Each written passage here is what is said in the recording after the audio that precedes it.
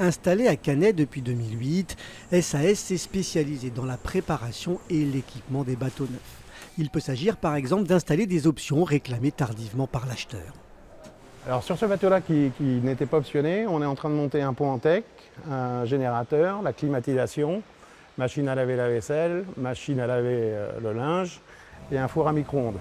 Dans les finitions assurées par SAS, il y a aussi l'installation de toutes les structures au-dessus de 6 mètres, hauteur maxi pour faire venir les bateaux par la route.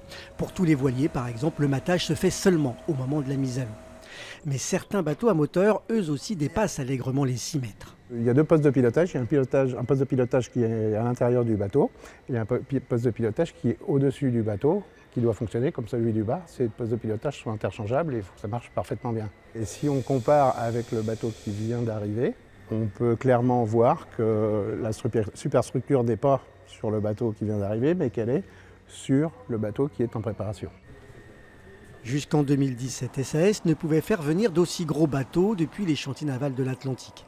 C'est possible aujourd'hui grâce à cette bretelle spéciale aménagée au Barcarès pour contourner une passerelle piétonne. Étape importante dans le développement de l'entreprise qui du coup a investi 800 000 € dans ce hangar de plus de 12 mètres. La préparation de bateau est quand même quelque chose de très saisonnier, alors que là maintenant on lisse notre travail de janvier à décembre et on peut toute l'année, à l'aide du bâtiment, travailler au sec avec les intempéries. Ce qui nous a ouvert quand même beaucoup plus de possibilités, nous a permis d'embaucher des gens en CDI qu'on n'avait pas avant, qu'on avait beaucoup plus saisonniers. En fait, ce qu'on souhaitait, nous, c'est travailler à plein temps toute l'année. SAS emploie aujourd'hui une douzaine de personnes et met à l'eau près de 140 bateaux comme celui-ci chaque année. Des bateaux qui coûtent jusqu'à 3 millions d'euros et qui voguent ensuite vers des pays méditerranéens, parfois plus loin, jusqu'à des propriétaires australiens.